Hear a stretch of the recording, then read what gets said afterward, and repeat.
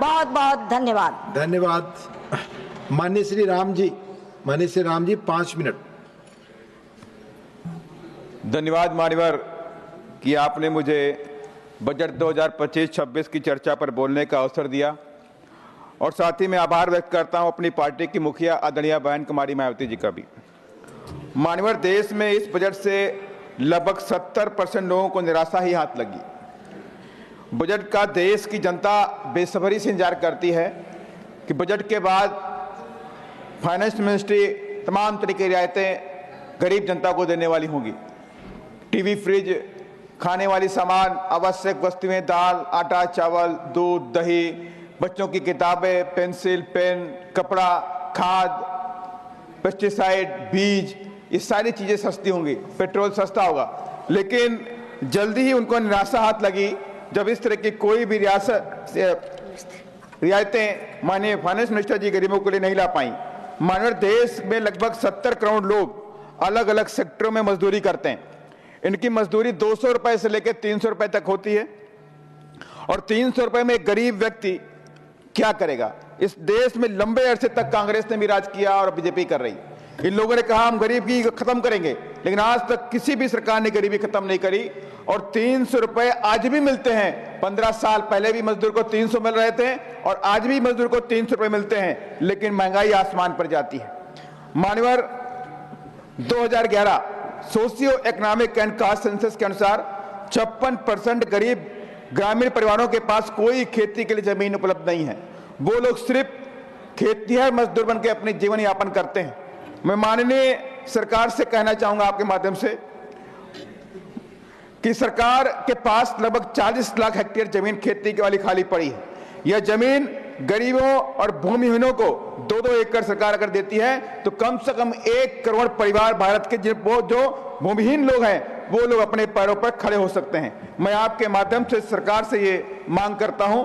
साथ ही आपके माध्यम से ये कहना चाहता हूं कि सरकार स्कूलों में जो मिड डे मील होता है उसमें बच्चों को पौष्टिक आहार नहीं मिलता, उस फंड को भी सरकार बढ़ाने का काम करे। साथ ही प्राइवेट स्कूलों में और फीस में, किताबों में प्राइस हाइक हो रहा है, बच्चों की फीस बढ़ाई जा रही है, कोई रेगुलेटरी बॉडी नहीं है। इस पर भी माननीय फाइनेंस मिनिस्टर ध्यान देने की जरूरत है।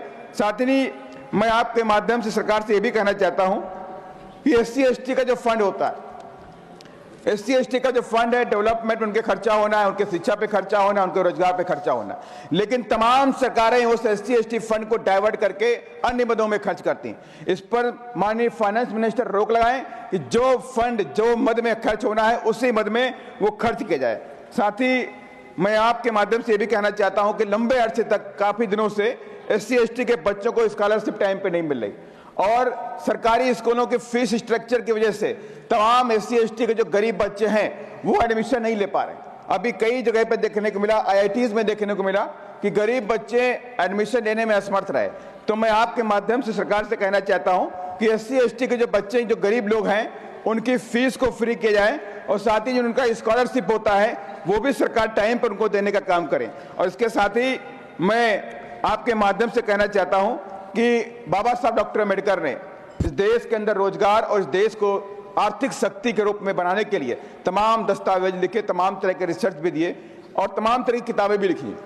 बाबा साहब डॉक्टर अम्बेडकर ने अपने वॉल्यूम नंबर 3 में ये लिखा हुआ है कि इस देश के अंदर जो कृषि क्षेत्र है वो सरकार के अधीन रहना चाहिए और उसके साथ ही ये भी कहा कि बीमा क्षेत्र भी राष्ट्रीयकृत होना चाहिए।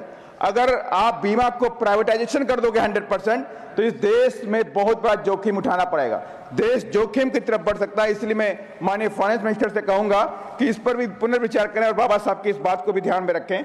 और साथ ही सरकारी कर्मचारी लंबे अरसे से मांगते चला रहे हैं कि OPS लागू किया जाए, लेकिन OPS नहीं मिल रहा, उसके लिए NPS लाया गया, फिर UPS लाया गया, लेकिन सभी लोग इसको रिजेक्ट कर रहे हैं। तो मैं माननीय सरकार से आपके माध्यम से कहना चाहता हूं कि OPS को पुनः लागू किया जाए, उस पर कंसीडर किया जाए। साथ ही मैं एक भारत का नागरिक होने के नाते में कहना चाहता हूं कि देश में हजारों करोड़ रुपया अलग अलग प्रदेशों की सरकारें टैक्स का जो पैसा होता है वो प्रचार में खर्च करती है। कहीं टीवी पे खर्चा हो रहा है, कहीं होर्डिंग में खर्चा हो रहा है, कहीं टीवी अखबारों में वो खर्चा किया जा रहा है, टैक्स का पैसा खर्चा किया जा रहा है अपने प्रचार प्रसार के लिए।